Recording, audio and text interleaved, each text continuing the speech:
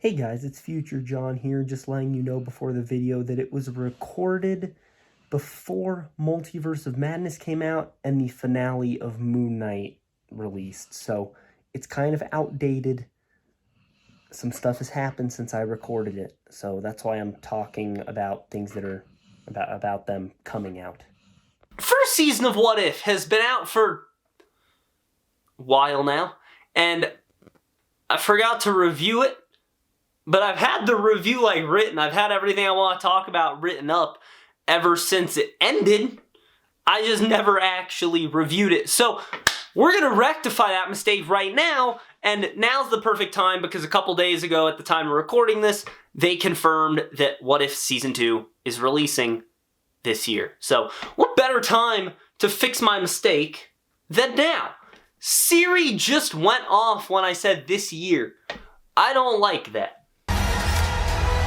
Follow me and dare to face the unknown.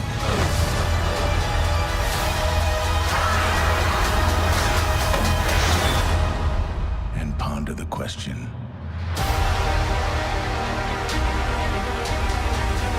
What if? Give me the tour. This is a series I was super excited about, given how different it looked and how fun it looked. Also, I'm a sucker for animation, but I also never expected it to be the best of the shows. Thank God for that, because this show is like a roller coaster. One moment you will have an entertaining episode. The next moment you will have the greatest piece of fictional media you've ever seen in your life. And then one episode later will be so bad that you don't want to finish the show. It's very weird. So this show is, of the 5 Disney Plus shows, my least favorite one. It's a roller coaster. It has some high highs, low lows. The highs are extremely high. The lows are extremely low. So now let's get a bit more in depth. Let's talk about this show. Before I even get into the actual content of the show, I want to address the animation style. One of the things you always look for in animation is the animation style. How is it? Do you vibe with it? And this is a very unique animation style. I have not seen anything like it. While I was watching the first episode, it took me a bit to get accustomed to it. It's like Bane's voice in The Dark Knight Rises. You gotta get accustomed to it before it starts making sense. Animation style in the show is the same way. Gotta get accustomed to it before you really start liking it. So the first episode, granted I watched the trailer a lot, so I was like going in, I'm like, okay, I'm ready. Watching the first episode though, I was like, okay, this is gonna take some getting used to. I feel like they did this mix of 2D and 3D animation, which generally looks pretty cool. It does look good in this show, but it always takes a second to kind of get used to the mix. You want the greatest mix of 2D and 3D animation ever. In fact, you just want the best animated series ever. Just go watch Arcane. It's great. Some episodes look much better than others. Is that a time crunch because of the pandemic?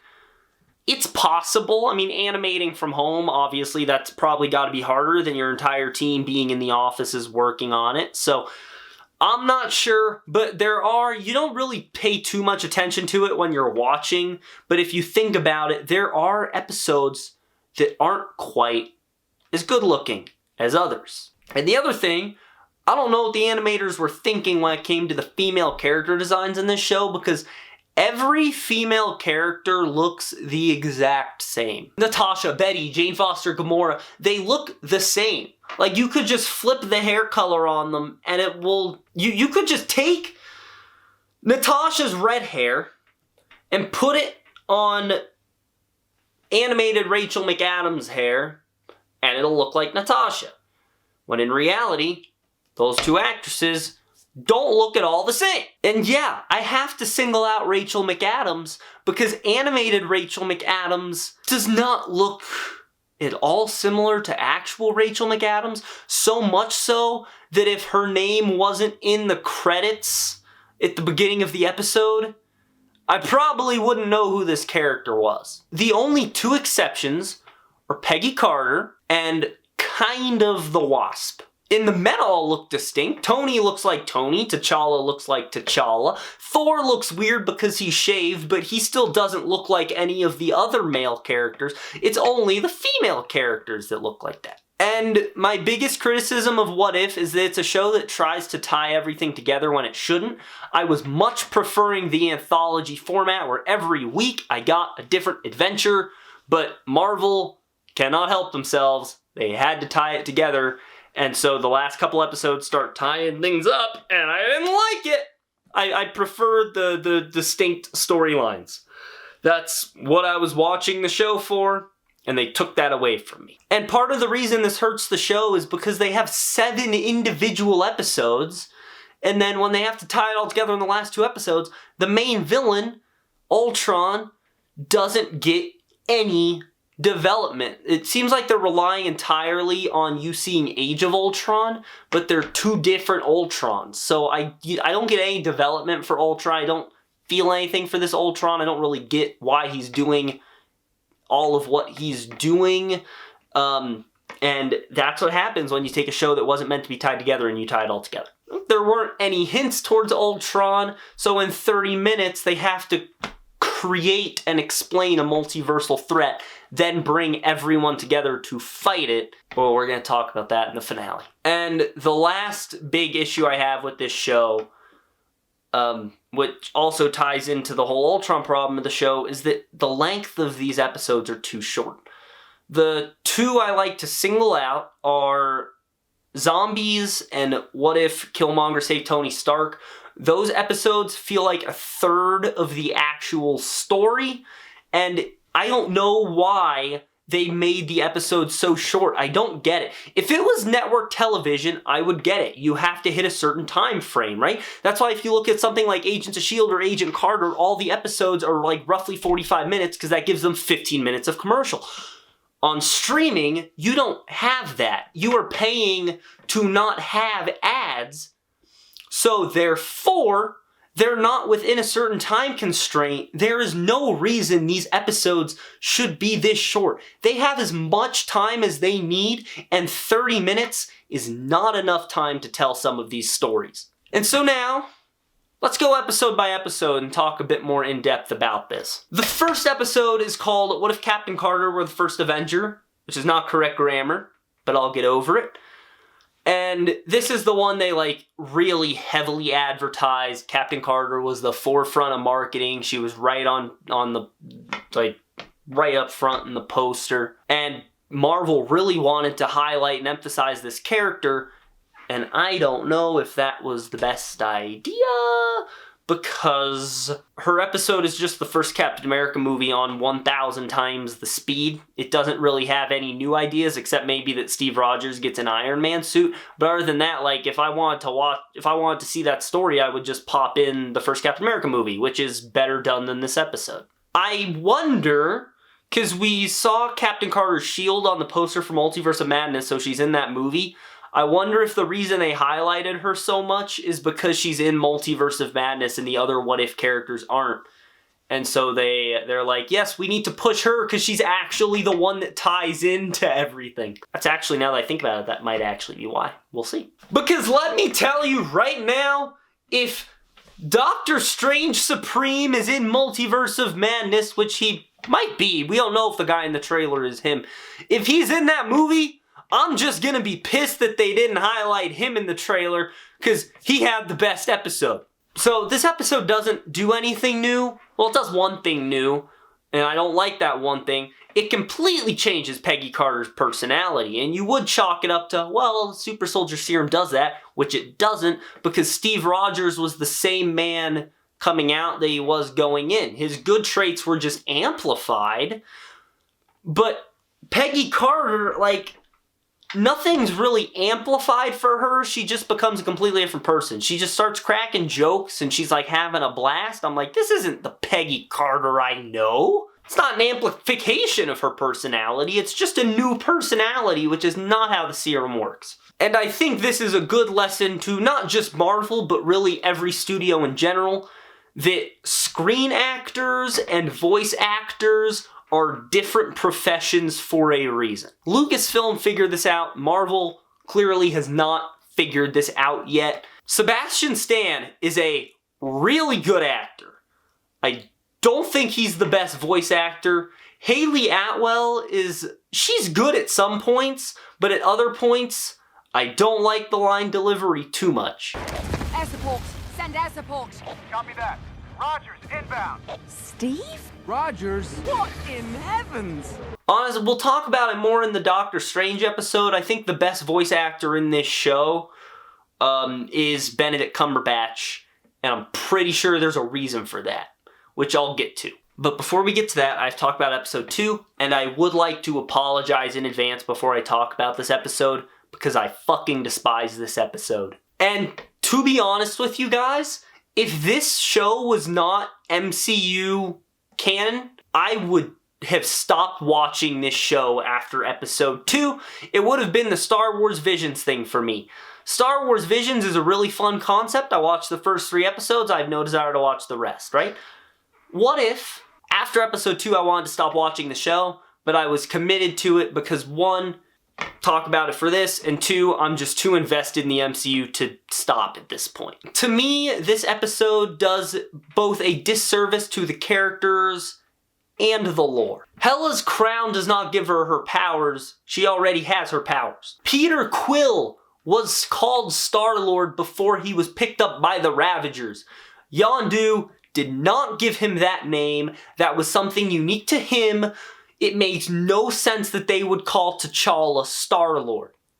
Star Prince would work, but not Star-Lord. On top of that, the show confirming that T'Challa was able to talk Thanos out of killing half the universe basically tells the audience that the main Avengers are just bloodthirsty idiots who would rather lead with their fists instead of their words, which is blatantly untrue. And it also establishes that Thanos wasn't really that big of a threat in the first place because he can just be talked out of doing stuff really easily, which goes against what the MCU had taught us. And it's an episode that makes me wish I had a Wii remote on standby to throw through the screen because it was so awful. And luckily the 3rd episode was actually good because even though I enjoyed the first one, the show was 0 for 2 so far on episodes, and I was not very happy coming out of the second one. So yes, the 3rd episode is where the show finally got me on its side. It's where the show actually got compelling and they were telling stories that actually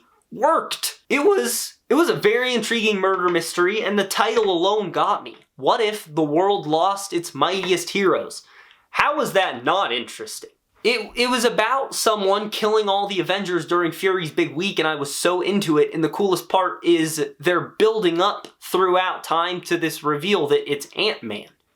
And thank God Ant-Man was on our side, because otherwise the MCU would turn out a lot worse. And I, like 99.9% of people, believe that the Doctor Strange episode is the best episode. Not only is it the best episode of this show, it's one of the best pieces of writing in the MCU. Like, when I think of the best stories in the MCU, this is one of the ones that makes my list. It's so well done from start to finish. Makes you forget that it's by the same team who did What If T'Challa Became Star-Lord? I do think the best voice actor on this show is Benedict Cumberbatch, and I think part of the reason for that is because of his history with mocap. That he's more comfortable in that environment where he himself is not directly on camera. I was very impressed with his voice acting, especially at the very end after Christine fades away. The way he said no was just gut punch. And this episode just shows, I went into it a lot more in depth in my episode ranking, so go check that out.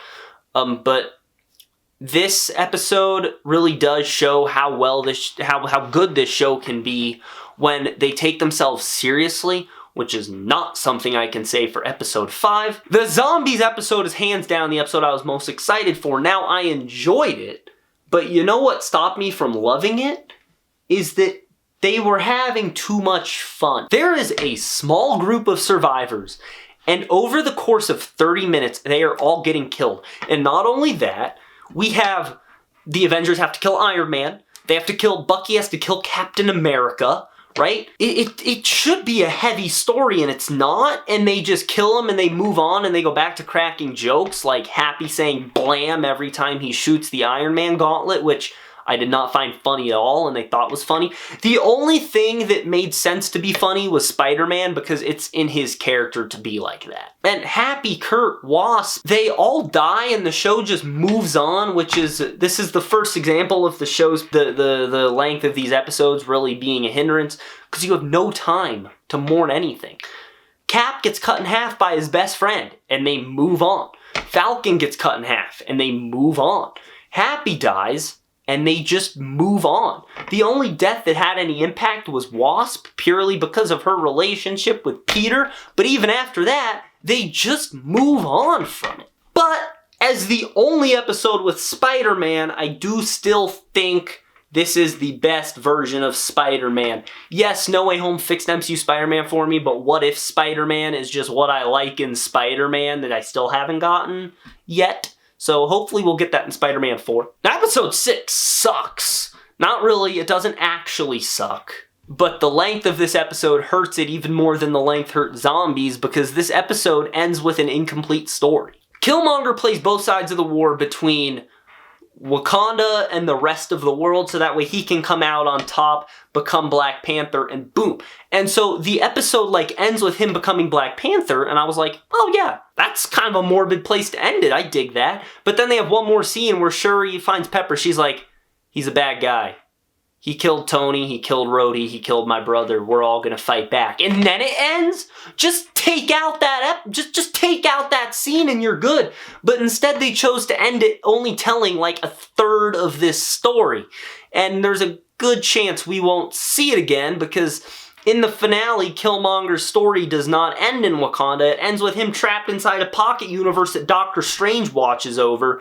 So what even was the point of having the ending of that episode if it doesn't have any importance in the slightest? Same thing with episode 5. We're not gonna see zombie Thanos again. I mean, we might in the zombie show, but I doubt it'll be connected to this timeline. They either needed to make the episode 3 minutes shorter or a lot longer. Where they ended it is not okay. And Tony dies with a spear to the shoulder. The side his heart's not on, by the way. I hate episode 7. I'm not going to talk about it. It makes episode 2 look like an Emmy-worthy piece of television. Episode 8 is exactly what I was talking about when I say this show has a villain problem, because Ultron is introduced in episode 8 to be the villain in episode 9. It's a version of Ultron that wins. He uploads himself into Vision's body. Now he's all-powerful. He kills Thanos, takes the Infinity Stones, and basically obliterates the universe. That should be the best episode. But then they have one episode to hype up Ultron, but it's really only half an episode because they have Ultron's storyline, but the actual episode is about Natasha and Clint. And so they have to cut from the two of them every once in a while to go show Ultron battling it out with the Watcher just flying through the multiverse, which, don't get me wrong, is cool, but should have been its own episode. And this is something I did not discuss in episode 3 that I should talk about now. Lake Bell is a great Natasha Romanoff, and if they might not ever get Scarlett Johansson back to voice Natasha because she's expensive, but I am very okay with Lake Bell continuing to voice that character. I think she's a very solid Black Widow. Episode 9's problem, an actual problem. It's always fun to see a team up, but as I mentioned, I don't like that they teamed up. I don't think they should have teamed up. I would have rather episode 10 just have been the Gamora episode that was cut because they didn't have time to finish it. Most of the characters have no reason to be fighting Ultron and are only here because they were characters in other episodes and they didn't want to introduce new people, even though they introduced one new person. Like, Killmonger doesn't need to be here. I guess Natasha wasn't picked. They just happened to stumble into her universe, so I'll give her an exception. Captain Carter probably doesn't need to be here. I'd say the only ones you actually need are Doctor Strange and T'Challa. Because Gamora doesn't end up doing anything. Thor doesn't really do anything. Yeah, Strange and T'Challa, and Captain Carter kind of helps. They could have just given her job to T'Challa. Those two characters are the only ones who really need to be in this episode, I feel. Future me editing this, realizing that T'Challa does not need to be on the team because the only thing he does in the fight is get the Soul Stone, which ends up not working because the Soul Crusher does not work on that universe's Infinity Stones. So really the only person that needs to be on the team is Doctor Strange. And they're never struggling against Ultron, which is an issue when you only have one episode to introduce and kill off your villain. The heroes are never on the back foot. No one ever loses their protection spell. They're all just fighting Ultron, winning the whole time. Ultron, someone who destroyed several universes and kicked the Watcher's ass so bad that he had to interfere. He gets stunned by two women with shields that have no powers, which would have been fine if they set up a scenario where that would be able to happen. And Peggy and Natasha not only take him out once, but twice. They do it. That's it for my small reviews on the episodes. I don't like yelling. I raised my voice several times. Overall, What If was fine. It wasn't amazing. I enjoyed watching it week to week. I wasn't hyped to watch it week to week like I was about the other 4 shows. But it was a nice break to be like, yeah, I'll take 30 minutes out of my day, because I remember when this show was coming out, I was really busy at the time, really stressed. So it was nice to take, 30 minutes out of my day to watch a dumb episode of television. But it wasn't anything special, and I do hope that season 2 is more of a step up, because this season's such a roller coaster. You'll have an amazing episode, and then the next episode will be so bad that you don't want to continue the show. And I don't like that. And I hope in season 2 they don't tie together. I know people will say, they've tied together already, they're gonna do it again. I don't want them to do it again. I don't need them to do it again. I was invested in the standalone episodes. I was watching the show for its standalone episodes. I do not need them to tie together. You can fire up... part of the cool idea of this show is I liked the idea that you would just be able to fire up any episode and not need any additional context. But it's not like that, because they make it all connected and all relevant, and I do not think that was the way to go for this series. I also hope they tweak the animation a bit, and by that, I just mean make all the women look different. But yes, like I said, high highs, low lows, it's most comparable to a roller coaster. I am interested to see more What If, though. Well, there you guys go. That is my What If review. Let me know your thoughts on What If and what you might like to see in Season 2 down in the comments below. I do have a video that will be in the end screen of this that you can click on that is 10 What If ideas I have of episodes I would like to see in the future. So definitely give that a watch and throw down in the comments on that video what some of your What If ideas are. I would love to read them. I will respond to any idea you throw in those comments, no matter how serious or stupid. You have my word. As always, leave a like on this video, subscribe, click on the bell icon to receive all notifications from the MCU HQ. That's going to be it. Have a great day, guys.